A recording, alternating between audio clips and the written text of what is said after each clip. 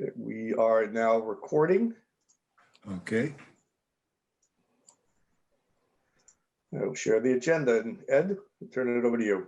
All right. I will call the meeting to order. First topic is public forum. I believe we do have a couple members of the public here tonight. They would like to each introduce themselves. We will start with Mike Gordon. If you could just give your name and address for the record and your interest in attending tonight. Oh, there's Judy. Hey, Jude. Hey, everybody. And Mike Bowen is also now just joining. Okay. Oh yeah, there he is in his Fender. Hi, everybody. There's Hey, Mike. Hey, Mike. Fender, How's everyone doing? Good. Good, good. So, Just started the meeting and we are now recording. We're in the public forum. we have a couple members of the public here tonight. I was going to start with Mike Gordon, and he could introduce himself and explain why he's attending. So my name is Mike Gordon. I'm at 17 Spencer Avenue in Guilford over on Indian Cove. I have been here for about 4 years after about 25 years in Madison with my family. My wife and I raised 4 kids there through the Madison school system and moved to Guilford about 4 years ago. My wife is a local optometrist, has an office here in Guilford. Maybe you've seen her, Carol Gordon. And I've been in the real estate business for 20, 30 years now, I guess, about 35 years even, down in Fairfield County, commuting quite a bit, and have not had a chance to get involved locally until recently. So a little COVID silver lining, been home for almost a year, and interested in the ocean and living on the cove. I have a boat over at the yacht club, a little small 24-foot Grady, and would love to be involved in some way, shape, or form, give something back to the community, get involved locally now since I'm finally around for a while, and this seemed like a perfect opportunity. I also have a son who has studied as a ocean farmer and is working in the oyster industry up in Massachusetts. So we're thinking about doing something together in the future, and I just wanted to get involved in the subject. It fascinates me, so that's why I'm here tonight, hoping to get involved in your commission. Okay. I know I've spoken with you, kind of interrupted at times with my work, but you know, I think you definitely have a skill set and interest to be a good fit for us. I think, Peter, you've also spoken with Mike also, Yeah, we right? spoke. Yeah, Michael and I spoke at length, and his son actually is doing clamming in the town I moved from in Massachusetts. So we probably That's have a great. bunch of mutual friends in the Duxbury area. It's great, great oyster farming area, very known throughout the U.S. and actually worldwide. Right. Island Creek. Absolutely. Exactly. Well, thank you for attending, and hopefully after a meeting or two, you still have interest. We'll see where it goes. Thanks for having me. Would anybody else have any questions or anything that they'd like to? Mike, I want to offer you, say hi to you to Indian Cove. I'm at 28 Oak Avenue in Indian Cove. Just Okay, up the street. you're around the I've corner. been here about 30 some odd years. Great Uh, spot. It's fantastic. You like the beach during the summer is really nice too. I like that. I love everything about this cove. Hopefully be here for many. It's nice, very, very quiet. Yeah, we'll catch up. It gets a little Okay. warmer. My only question, guys, Michael, is, or John, are they going to change the name to Indigenous Cove? There's a movement afoot, I It hear. might change the Long Cove. It might change the Long Cove. That was a name years ago in Spencer Zone. It was Long Cove, but they may change it. It may change in another year or so. Who knows? Mike I'm and I not had offended spoken, by and it. I I've think been he- here my whole life, but Mike, I think, understands all of us we bring certain skills to the commission, jumping in to help with stocking, or some of us, Mike's a recent addition. Mike Bowen has been great helping with stocking water samples, and we all find a way when we get back post-COVID to do some events. We participate at the Guilford Fair. So we're all, in varying ways of bringing different skills and helping the overall mission of the commission. Sounds great. All right. With that, I'll go to our next member of the public, if everybody's set with that, Jonathan McGee. Good evening, everybody. My third time speaking with you folks, first time digitally or remotely. So I am sitting in my home in Ivoryton, and my address in Guilford is lot number 21, which is my kelp farm between Leeds Island and Sachem's Head. And the reason I'm on, excuse me. Sorry, I have a dog who just decided to misbehave at the wrong time. Of course. Reason why I'm speaking with you folks tonight is I'm interested in a couple of other lots, and I wanted to see if they were available, specifically lot number 38 and lot number 999. And with that, I'm happy to tell you that the kelp cultivation is going well on that site. Last year was the first year. It's a winter crop, and when the kelp was just growing to a nice length, COVID came to meet us all. So I ended the season with a whole lot of kelp that I had nobody to sell it to. But we're changing that this year. So that was my reason for jumping on, was just to inquire about those two sites. So real quick, 999, I believe, is a state lot, not a town lot. Oh, okay. And 38 would be town. And I believe the other one you mentioned was 21. Well, 21 is the one that I'm in. Okay, but you don't actually lease it from us, though. I'm sorry? You don't actually lease it from us. No, I don't. I lease it from the state. Right. But I'm still not completely sure why. Because kelp is not shellfish, Oh, right. That's right. That's fall right. under us, and that's where previously we had asked the state, how is this going to work if we have somebody that wants to clam there or shellfish there, and you've leased it for kelp, who has, the full jurisdiction and who has the rights to it, and are we now limiting our rights to grounds that we in the past have been able to lease?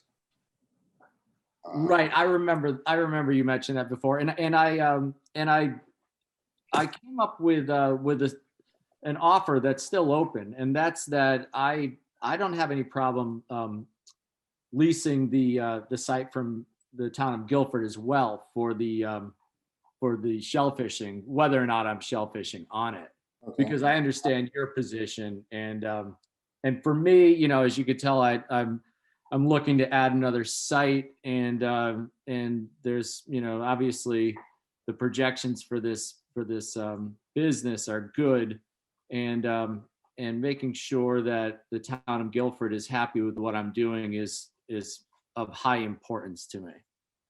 Okay, I'm just trying to look up lot 38 is currently leased to I'm Chris. sorry? Lot 38 is Yeah. currently leased out to somebody. Oh, it is. Okay. Yes, it is. It looks like a 4-acre lot, 4 or 5 acre lot. That sounds right. Yes, and that's leased out to Chris Walston, CW Shellfish. Sorry. That 999 lot actually falls out onto the state jurisdiction line. It's funny. I work out of my home office, so I'm on Zoom meetings all day, and so this happens once in a while. So okay, so 38 is leased out. Yes. Would it be worth my while to contact Chris to see, because I'm assuming he's not kelp farming in the winter. Right. Yeah, you could definitely contact him. I don't know, what his viewpoint or feelings are, but I would definitely say you could. Okay, and 999 is the state. Yeah, because what I wanted to do was I need to get more lines in the water, and I've got the boat at Browns. So I was looking to get a site that was closer, and rather than reinvent the wheel and create a whole new site, I'd rather lease one that you already have marked out. Nope, the 999, and I remember that just from another reference, somebody asking about it. That was a state lot. Okay. Well, I'll tell you what, if you think of any that are close to Browns and open, in 5 to 10 acres, I'm certainly interested. Okay. I can definitely kind of look into that. And some of the way our lots work is if there's an area that's under town jurisdiction, and there's areas that aren't quote a lot, you can give us like GPS coordinates and map it out and make a proposal to lease it or to make it a lot. Okay. That, kind of, instead of saying, okay, these are the lots, there's actually areas that aren't a lot as of now, but they could be. It's just that nobody's leased that specific area in the past for whatever reason. Okay. And would that be a process that I would work through together with you folks? Yeah, for the actual leasing and coordinates with us, as long as it depends how, because that state and town line of jurisdiction isn't just a straight line. So it Sure. depends how that bends, if it was actually state or town. And that should be on the GIS. And that's where the state, like Dave Carey's office, could help you Okay. more. Okay. All right, guys. Well, that answers my questions. I thank you for having me on. No problem. All right. For Take care. you also. Thanks, Jonathan. Thank you. All right.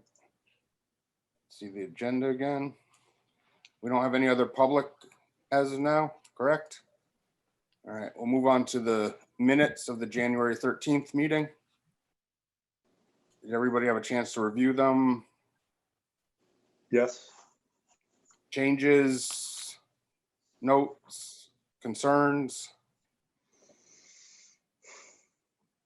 Motion to approve? A motion that we accept the minutes of the meeting for January. Heath seconds. All in favor? Aye. Aye. Okay. Item 3, the commission members and structure. We touched on this slightly with Mike Gordon, but I believe we should be moving forward with getting Mike Bowen moved up to a full member instead of the, what is it? The An secondary- alternate but I believe Mike is now a full member. At least the town website suggests that. Is that, Mike, is that the case from your acceptance letter? Do you remember? It's right next to me in my file cabinet. Let me double check that, but I had thought it was. But bear with me one moment.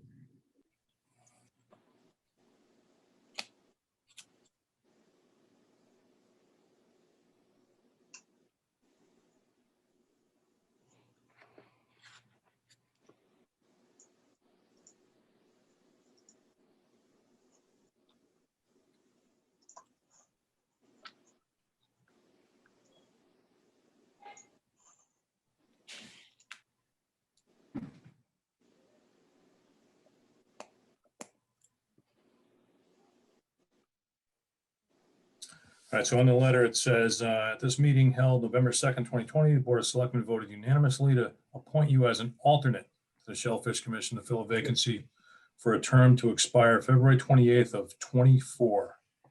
Yeah, I've just pulled it up and that's correct. You're still showing as an alternate. So Ed, is that something you'll Yeah. approach the town to resolve?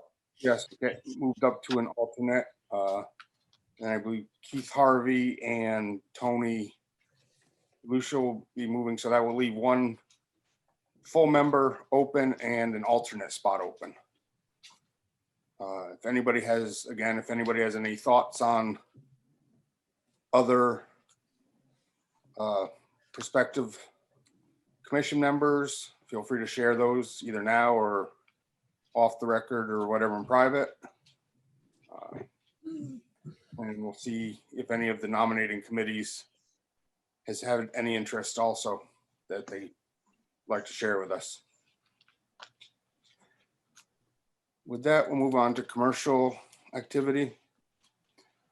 I know Peter and I were supposed to talk, and things have just gotten out of hand with my winter job.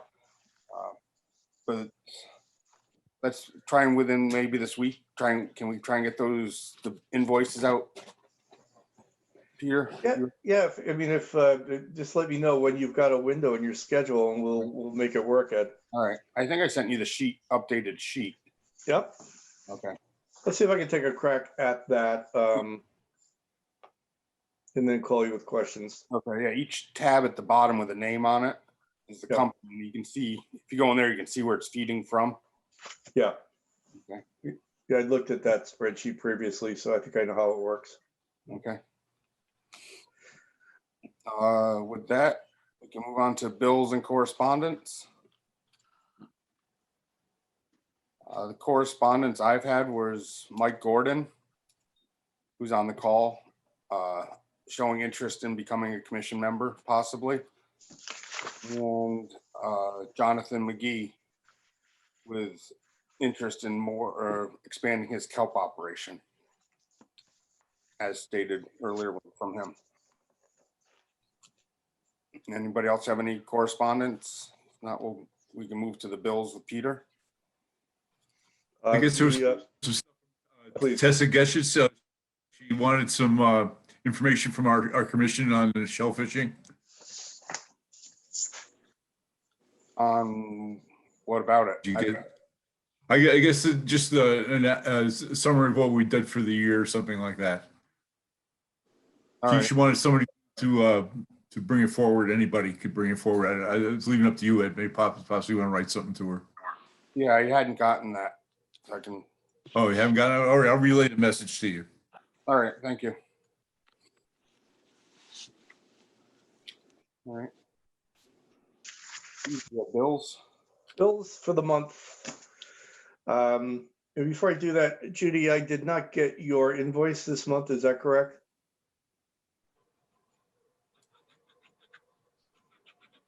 You might be on mute. I thought I mailed it, but if you don't have it, we'll just do it next month. Okay. Thank you. For this month, I have Alan Brown, warden fees, $80. Fred Hill, warden fees, $160. Nancy Matsiowski, data entry, $35.50. And Tyco for license printing, $12.99. And I apologize, I didn't add these up. So let me do that real quick. 299.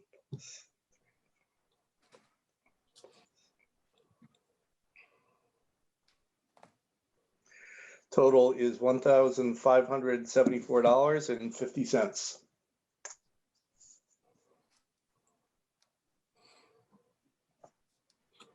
Okay. Did anybody? I motion we accept the invoices. Second. All in favor? Aye. Aye. Who seconded? Me, John Hall. Okay. I just want to make sure Judy has the name with it. All right. Well, let's move on to warden's reports.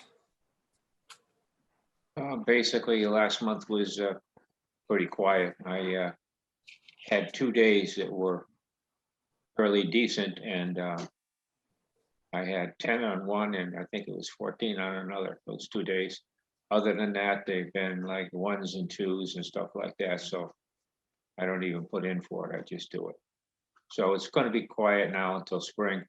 Although today, fortunately, not unfortunately, but today I did have 4 clammers, and it was really windy and cold. So I don't know what to expect, but it's been really light. I think it's going to stay light until spring. But the hardcore guys will be coming.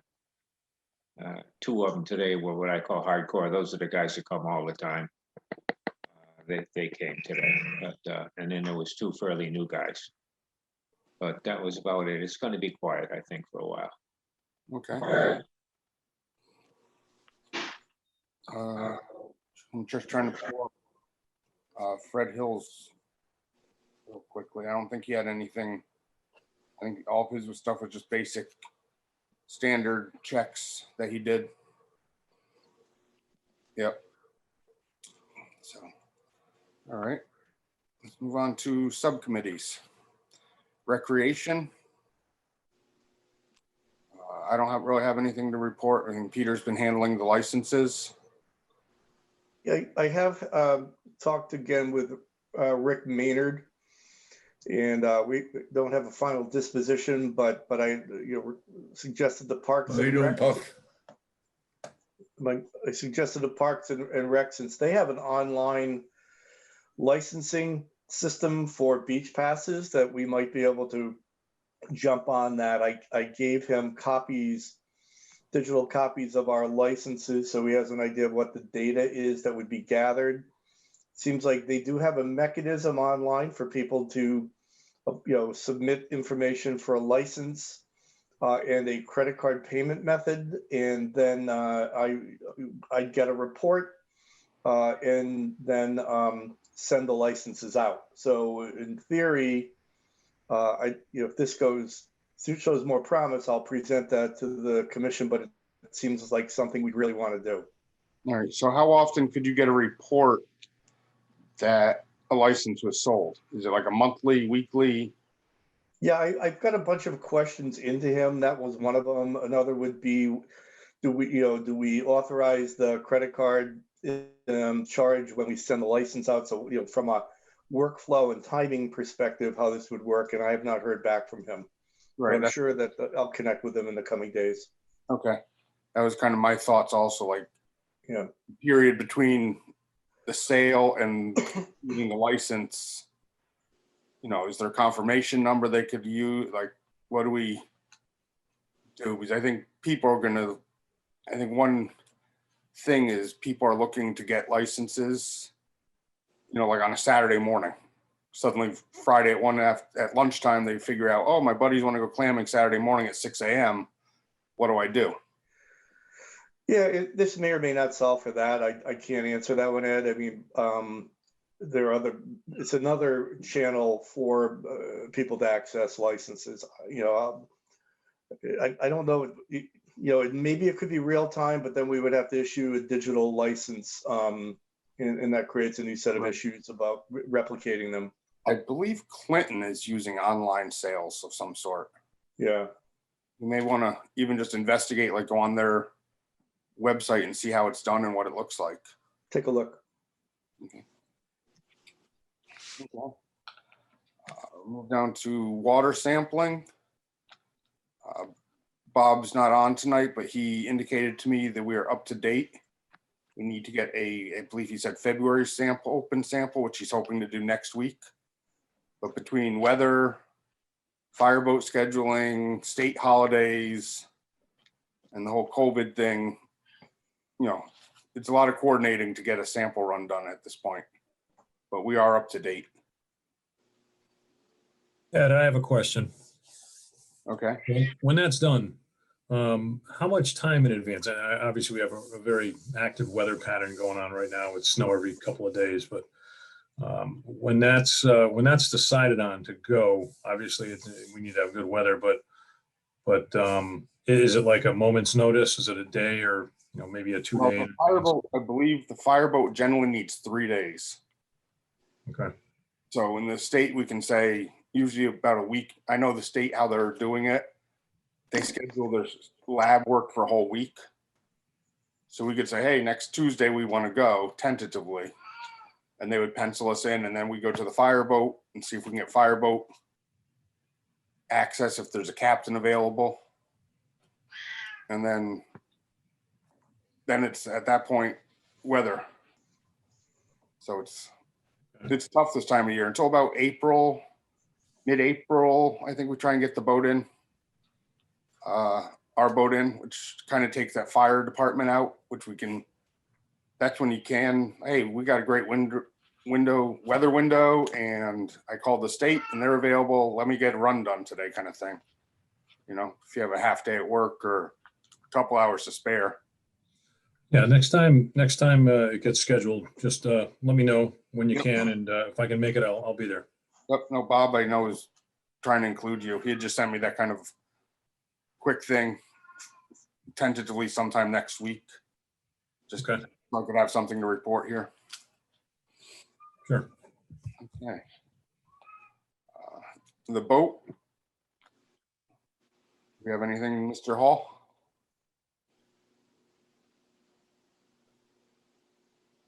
John Hall still on? Sorry, nothing to add. Yeah, nothing to add. Besides like the washing, waxing this spring, do we have any projects? I know we're talking about a transducer at one time. Yeah, I guess Bob found one on a like a fishing site for like half the price of a new one. Okay. I don't know that we need side imaging, but I mean, if we did, I think it's only like $200. He ran into one for like 100 that's used. I don't really care either way. The one that we have, the wires kind of chewed up. It got stuck in the orbital buffer one time, but I mean, it still works fine. Okay. So, you know, it's your call. I mean, it's the commission's call. If you guys want to get a new one, you know, we can put it on. We have an updated unit. For what we use it for, I don't see the need to go with anything crazy. Okay. All right. And besides, I mean, I think we should do an inventory of flares, fire extinguisher, everything this spring. Yeah, that's probably fired. Yeah, I'll go through everything. Okay. If it's not dated, I'm just going to assume that they're expired and just get new stuff. Okay. If that's okay. I know you can get those marine fire extinguishers at Walmart for like $20. The flares are going to be like probably if you get a gun in the, you know, and the flares, it's going to be like $60, I think. Yeah. The life jackets, you know, the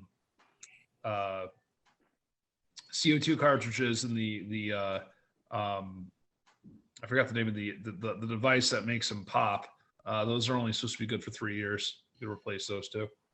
Okay. I think we should have 1 year left on those, I think then. Okay. What are the activators or whatever? Yes. Yeah. Another thing, there's something, I forget, it's something that would replace flares.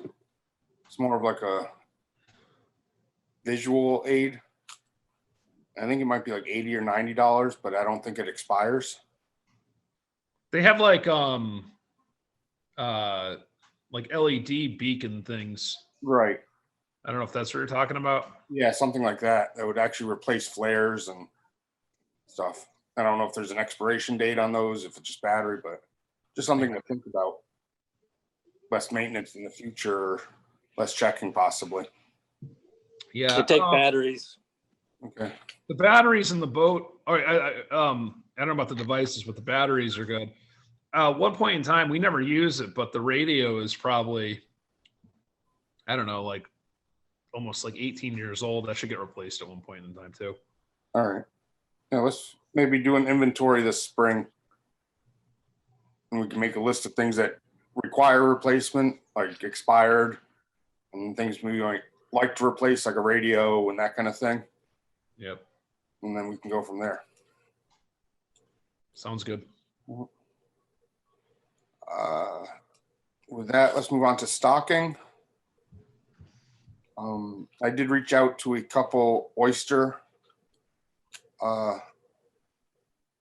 farmers, and one of them was willing to, I think they were 25 cents a piece for basically like 2.5 inch, so just sublegal oysters for seeding instead of the bottom run. If we wanted to supplement the bottom run with some of these have been like tumbled and shaped, so they're nice cup oysters, just about legal. So if we wanted to do like $1,000, that'd be about 4,000 oysters we could put out. That within 6 months should be legal size. I don't know if that's something we still had interest in or not, or those would be ready in April. We have to make that purchase now? No, we don't.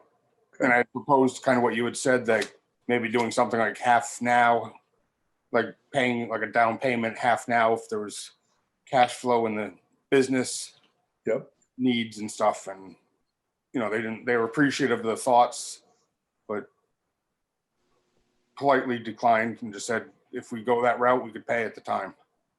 Okay. Surprising. I mean, the oyster guys are getting killed with restaurants being closed. That's good we made the offer. Yep. There's a lot of oysters. There's a lot of oysters out there. When I went a few weeks ago, they're just everywhere. So it's good. Yep. And that's all I have on stocking. Move on to finance. I don't have a financial statement from the town at this point. And the only thing I will report on receivables is 2 annual residence licenses, $50 cash for GSC for the month. I did not pick up Captain Morgan's this month. I don't expect it to be a big deal. I'll be doing that next month for both months. Okay.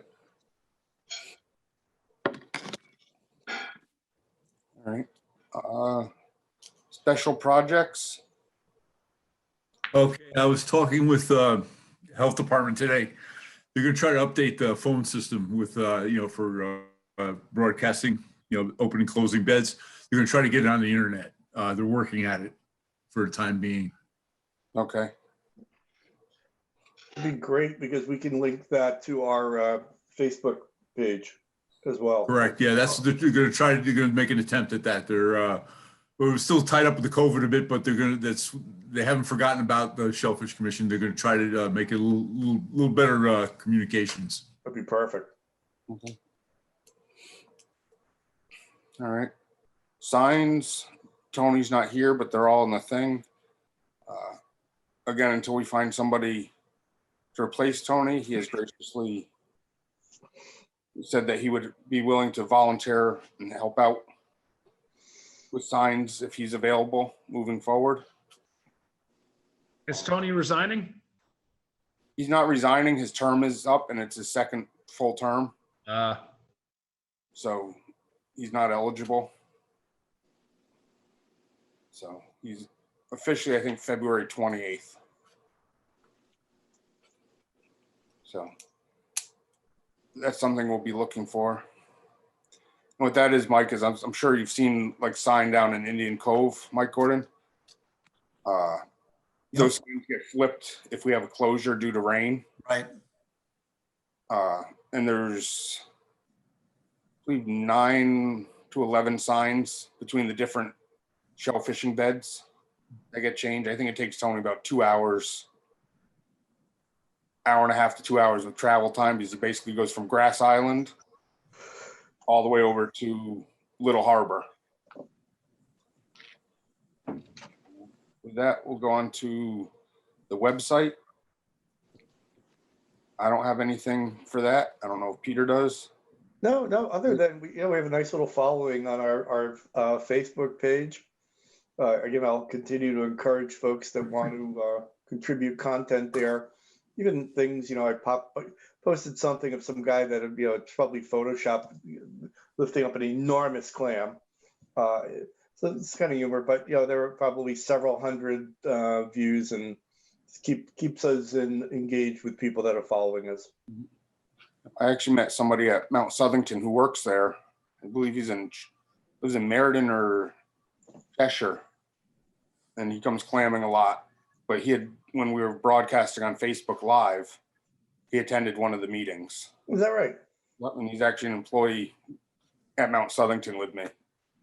So I was doing that as an experiment. I've stopped streaming live to our Facebook page, but if there's general interest for me to do that, it's easy to do when I launch the call next month and months after. So I'm happy to do so.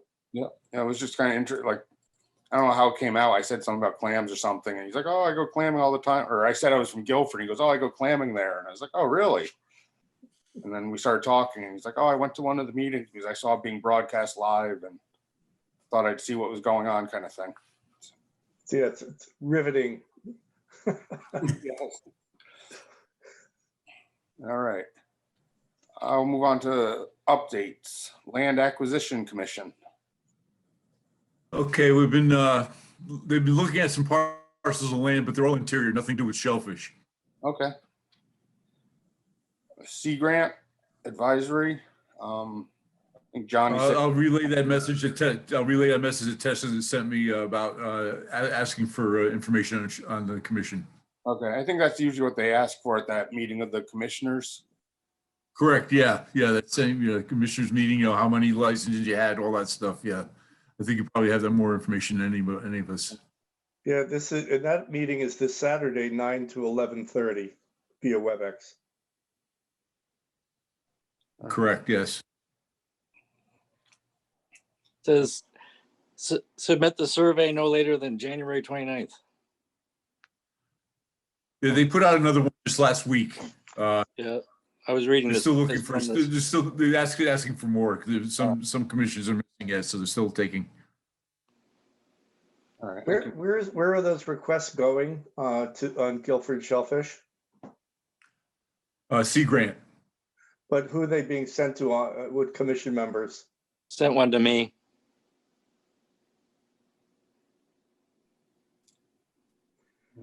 So Keith, if you're the only conduit, we probably want to give them a couple other names. Well, John has it too. John? Yeah, I get it, yeah. Good. I can look. I know I We have send, one. When you attend send the to Sea Grant, and they'll publish them during the meeting. Yeah, when you attend the meeting, they had a sign up last time. So anyone who last signed time I up, had all the numbers. I can look at what I did last year for the meeting last year Yeah. they had to speak on behalf of the thing. So I can put what I have, and if I'm unable, and I can get it to Peter. It's just basically license sales, revenue Correct, yeah. versus residential, and any trends we kind of see with anything. Mm-hmm. So we can get that. Harbor Management Commission. in the future, the agendas have to be changed Yes, for Peter being in there instead. yes. Peter's graciously taking over as liaison to the Harbor Management Commission for Keith, as Keith will also be departing February 28th. Are you moving to sunnier places? Is that the reason? Well, let's just say it was 80 degrees here today. Where's the mute button? 17 last night, it was cold. It got down to 65. Oh, wow. It's warm. That's pretty warm. Docks, moorings, and other potentially impacting projects. I have nothing. I have nothing either. All right. Move on to old business. I believe the Shellfish Management Plan is usually kind of coordinated with the meeting of the commissions. I'd sent a request out if anything was changing and haven't heard back. For old business. And actually there's an item missing on old business. Judy, can I just verbally say that's missing, or there's supposed to be an item B under old business? Okay, you can, someone can make a motion to add anything to the agenda during the meeting. All right, last time it came up as new business where we were investigating some no parking signs. So that should have been coming up as item B in old business. So if somebody would want to make a motion to. This is Keith. I motion that we add that B, parking signs. Or Peter, I second the motion. all in favor? Aye. All right. So Peter, I'll comment on some investigating Peter and I both did. Peter reached out to the, I believe, Deputy Chief of Police of Guilford Yeah, Chris Massey. and asking why we weren't contacted regarding this, the reasons for the signs, etc. And they were unaware that it would affect us, basically. And some further research was done, and the town road ends at the last house, not at the cul-de-sac. The cul-de-sac is actually a state parking lot for the Great Harbor Wildlife Management Area. So technically, a town no parking sign does not hold. The town couldn't enforce anything there. It would have to be a state thing. And we went to the state and town with that finding. It's on the tax records. There's a map and description on the state website listing their circle at the end of the road as a parking lot, not as a town road. And when we went to the state and town with that, the state sided with the town to keep the signs there based on emergency access, and that they would have jurisdiction over any citations. The state would, not the town. And we as a commission, I believe, are able to appeal that decision if we want to, if, as a commission, go that route. Is that correct, Peter? Yeah, a couple of points. So after Chris, Deputy Chief Massey, kind of came back to me, and the local residents had gone to the Guilford police. The police brought it to the police commission. They felt, the Guilford police felt that it was a cul-de-sac that they would need, emergency access for Guilford vehicles and be able to turn around in that cul-de-sac. So the commission directed the Public Works Department to put those two signs up, unbeknownst to them that they should have consulted with DEEP, being state property. So as this unraveled and found the land records that demonstrated this, I then reached out to DEEP, to Officer Megan Erickson, who had been involved last year with some local issues where the local residents had put up their own signs. So DEEP then got in touch with Guilford Police. It turns out DEEP had a different concern, but also it related to emergency access if there was ever anybody in the water in that state property in danger. They felt they wouldn't be able to get ready access vehicles onto the beach, say down to the sluice, because people were parking along that waterfront area, the southern part of the parking. The signs that the Guilford Public Works put up did not say Town of Guilford, they're just no parking. So in light of DEEP's prior interest, they decided they were going to keep the signs there. So it is now a DEEP decision that area across the beach area in that parking area is now no parking. The long story short here is any future issues regarding that parking area, whether it's from local residents or us or other interested parties, have to go back to DEEP. So in the future, Guilford Police recognize their lack of oversight of that area. So, local residents that may complain about things, Guilford Police have no authority. Everybody should know now it has to go to DEEP. Similar for us in Shellfish, if we want to appeal this or have a conversation, we need to take that back to DEEP for some meeting or conversation.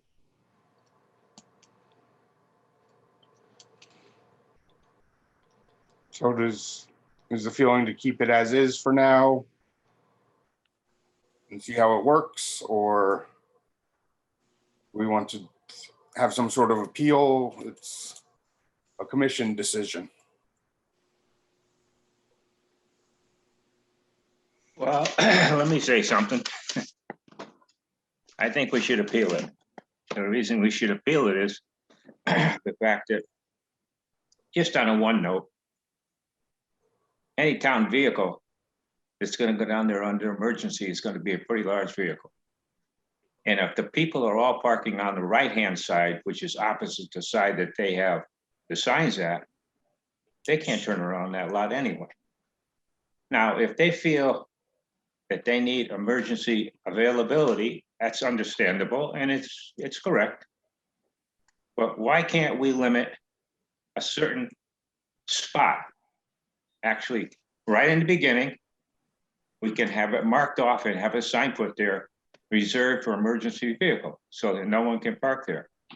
That alleviate them being able to get down there. As far as getting down to the beach, I don't know of how many people here. I know a lot of you guys that go there, but there is no problem getting down to the beach. They get down there, elderly people go down with kayaks. 2 of them carry it down. So I'm sure there's plenty of room, and there's always been plenty of room for them to get down and up, back and forth. So there's no reason why they have to block off the whole side. And it's very imperative that we have that as much parking as we can, because we don't have enough parking now. Number 2, the Clamming Commission is limited to 2 hours a day. That's what they're limited to. Okay, if you're a kayaker, you can go all day. If you're sitting on the beach, you can go all day. But a clammer only has 2 hours a day, an hour early and an hour during the clamming, and they're out of there. Okay, and we do a lot of work down on that beach. You people do, and the wardens do. I clean up. I think the other wardens probably clean up their areas too. I make sure that it's clean, and we take care of the place. So we do an awful lot for this area. And clamming is a major thing in this town. A lot of towns don't have anything for other people out of town. In fact, they deter people from coming to their town beaches. We bring them in. We want clammers to come. We want kids to come. So we need the spaces. We got them coming from everywhere. They're coming to this beach because this is the most accessible beach to go clamming at. So I think, as a Clamming Commission, I think that we need to go in and have a discussion with the DEP, and the police department wants to come, they can come too. I'm there every day. The DEP is not.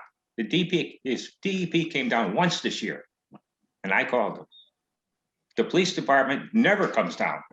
The only time I see the police department is in the winter or the fall, when they can sit in the end of the year and just drive around down there. They're not down here when it's really busy. So we more or less take care of it. The wardens, their job is not parking cars. It is not policing the road, but we do that out of courtesy. We don't demand anybody do anything, but we ask them to stay off the road with the parking on the side. And I make sure, because I'm in between the people and clammers. So I think it's a good idea for us to sit down with the DEP and have a discussion with what needs to be done there and how we can alleviate at least part of that parking, and not that whole side. You're taking too much of it, and we don't have enough room as it is. When I got somebody coming from Sharon down here to go clamming after they drove 2 hours, I feel bad for them. There's no parking. If the argument or the rationale from DEEP is that they need to ensure emergency access toward that beach, taking the entire area may not be necessary. So I'm kind of summarizing the point for the commission that we could petition them to look at how much area would be necessary to satisfy the need for emergency access. Perhaps not that entire area, because it does dramatically limit the parking available in what is a parking lot. And it does impact the Shellfish Commission. I'd be curious if it's involving the public's access for kayaking and others. Is there another commission in Guilford that would be interested in having a voice in that as well? I agree with Alan. You know, it sounds like this decision was made unilaterally, and the bottom line is that, you know, prior to the signs being posted, if emergency vehicles would block people in and do what they need to do, And I think there's enough room for them to get in there and at least respond to the emergency. Now, you know, if you look at other, you know, state parks and things like that, you know, ideally, yeah, it's nice to be able to turn your vehicle around, but I mean, that sort of circumstance, you know, those they seem very few and far in between. And I get it if they want to have access to get like a rib boat or something like that in the water to do a rescue, that makes sense. But taking up that whole side of the end of the road, you know, that seems very excessive. It wasn't really, just to clarify, it wasn't about turning a vehicle around. It was about, to your point, John, getting out on the beach in an emergency. And not just as a person, but if they had to take some sort of inflatable by hand across the beach. And honestly, they could probably do that if the thing was loaded with cars. I mean, they're you know, they're rescue professionals. I mean, I think that would be the least of their, you know, concerns. And I don't know, that seems extremely excessive. Maybe we propose it as a compromise where, hey, you can have the access, the first no parking sign closest to the houses, but the second one, or vice versa, the one, keep it the entrance to the sluice and a no parking sign, and then remove one of the no parking signs. That's what I was trying to get at. Yeah, let's take that forward. I think we're all in agreement that there's a conversation here, and, you know, I don't think it's an all or nothing. It's more likely from my conversations with them that a conversation will result in an accommodation that will serve everybody's interests. All right, I think but you know, Alan's right. In the summertime, you know, there's no parking down there, and you know, people pay money for their licenses, and you know, they're entitled to go. And I know there's other areas, but I mean, that's really you know, limited. It's really limiting the access to the shoreline for a reason that I don't see as feasible. Well, bear in mind, it's a parking area. So you want to maximize the utility of the parking area to serve the public, and we're part of the public, right? But so if they have to have access, you want to have sufficient access that solves their problem, but not to take away more parking than necessary. And I think that's the issue we've got to approach it. I don't think our approach is, well, we want to sell more licenses. You know, I don't think that would be the good argument to carry forward. No, that wasn't my point. My point is that, you know, we have a successful commission. We have a lot of you know, people that are dedicated that you know, regularly go shellfishing, and it's unfortunate that you know, people are going to miss opportunities to do that because half of a road is blocked off in the event someone has to launch a raft in an extreme circumstance. I know before let me just tell you one thing. Okay. Town, neighbors did go to the state, and they had wanted assigned parking spots, basically, like lined out parking spots, which would have reduced parking even more down there. And when you start lining it and having assigned spots like that, you get into the ADA, the American with Disability Act. And then spots have to be a certain size for handicapped access. And we would have had like 4 spots down there. All right, we're not gonna, I don't see the point in marking out the whole lot. I'm saying mark out the one area at the very beginning and label that as private parking for emergency vehicles. And as far as leaving it the way it is, you tell me, you go down there and you look at it, you tell me where you're gonna have an advantage of that whole distance is all the same. It's all, you know, high rocks and all that kind of stuff. In the very beginning, you can get down there with any emergency vehicle. Okay. Let me summarize, guys. I think that the ask here is, I will go back to Deep and with the logic that to accommodate their request would not require the amount of space that they've removed from a parking lot so people can park. There's a smaller amount of space that would satisfy their needs without further reducing the public's ability to park and have access to the area. And we would like to appeal and have a conversation. Yes. Okay. And I think there's probably 4 parking spots there that have been eliminated. Yeah, And we need to get 2 of those back. So we can kind of put hard numbers on it instead of just saying parking. yeah. It's more like about 6, really. Well, I think taking more than necessary. So let me get to them and figure out the next step, and then we'll as a body we'll represent our interests to them. Thank you, Peter. Yep. Okay. Thanks, Peter. All right. I want to thank Alan, by the way, for raising this and helping and being very collaborative. We all want to accomplish the same thing. So thanks, Alan. Okay, we just want to look out for our calamars. Yep. That's very important. All right. Let's move on to new business. I want to,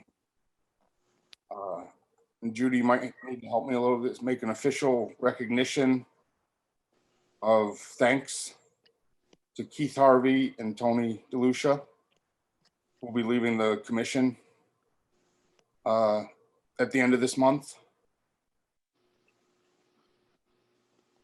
Do I have to do anything special, make a motion to do that, or? Someone other than the chair can make a motion or resolution. Okay. Somebody like to make a resolution of appreciation, is it?